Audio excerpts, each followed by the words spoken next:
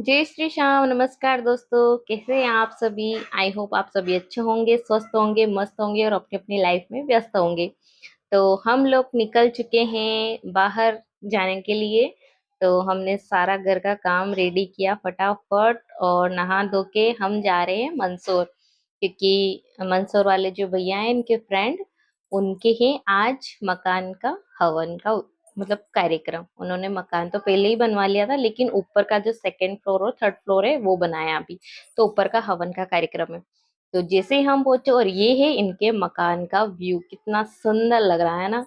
हम जाके देखे, हम तो रेडी होके गए थे, हमें क्या पता कि सफाई वगैरह चल रही होगी। हमें लगा कि उन्होंने बोला कि कल ही कर दी, लेकिन जाके देखा तो भाई साहब घर की तो ये हालत है।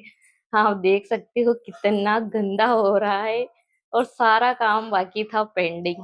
और आज ही हवन है। इस कमरे में फर्नीचर रखा हुआ है भाई साहब के ऑफिस का।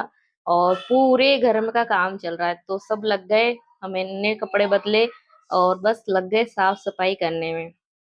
भाभी, भैया, मैं और हम चारों मिलके करने लगे सफाई। और बस एक साथ चमका दिया। 2-3 घंटों में तो हमने पूरे घर को ही चमका दिया अच्छे से।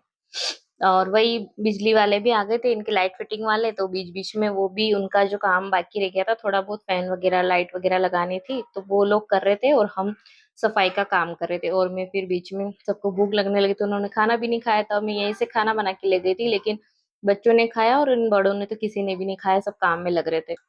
तो यही साफ सफाई में लग रहे हैं। और फिर मैं सबके लिए चाय वगैरह बना के लाई। और इतना काम करने के बाद मैं तो थक चुकी थी 2 बजे तक। तो मैं तो नहा धो के थोड़ी देर रेस्ट करने लग गई। भाभी बोले तू सो जा थोड़ी देर। तब तक फिर मेहमान भी आने लग गए थे।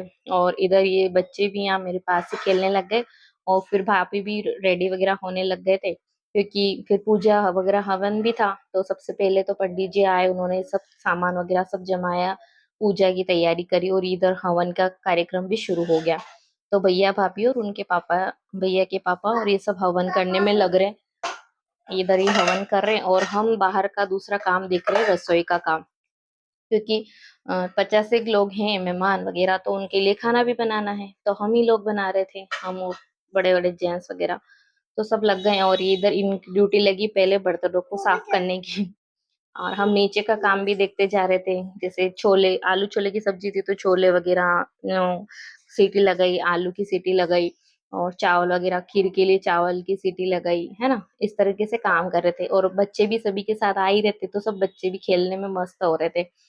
और ये टीवी भी देख रहे थे, बीच बीच में इनको भी कुछ खाना पीना चाहिए था तो वो दे रहे थे। इतने में हवन भी हो गया था और इधर फिर आरती का समय हो गया। तो हम बीच में जो आटा लगाने का काम कर रहे थे, तो वो छोड़ के फिर हम आरती में आ गए। सभी ने आरती करी, प्रसाद वगैरह लिया। और इधर इनके पियर वाले कपड़े लाए थे भाभी के, तो वही कपड़े वगैरह दे रहे थे इनको। कपड़े का लेन देन का कार्यक्रम भी चालू हुआ। और फिर वापस मेरी ड्यूटी लगी। खीर बन रही थी उधर। तो सारा काम मतलब खाना बनाने का ऊपर छत पे ही रखा था, क्योंकि खाना यहीं खिलाने का प्रोग्राम था, तो बनी भी यहीं रहा था। तो उधर मैं खीर के लिए इलायची को कूटने लग गई। और ये है इनके कॉलोनी का व्यू, बहुत अच्छी सुंदर कॉलोनी है।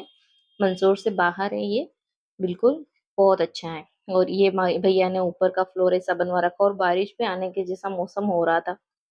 तो हम भी कोशिश कर रहे थे कि बारिश नहीं आए उससे पहले जल्दी काम निपट जाए। और बीच में ये भाभी का ऐसा लुक दिख रहा था, तो मैंने कहा इसको भी शूट कर लेती हूँ। वो फेंकने जा रहे थे गाय का गोबर। फिर वही थोड़ी देर मेहमान आ गए थे, इनके गांव के, ससुराल के सब। तो हम सबसे बैठे थे, बातें बातें कर रहे थे। और फिर खाना रेडी हुआ और इधर कन्या भोजन का कार्यक्रम शुरू हुआ। तो सारी कन्याओं को इन्होंने भोजन कराया, गिफ्ट वगैरह। फिर हमारी इन भाभीयों की ड्यूटी लग गई पूड़ी बनाने में, और इधर ये पूड़ी निकाल रहे थे और सभी को भोजन कराया और जाने वालों को सबको विदा किया। और ये ब्लॉग को भी यही एंड किया।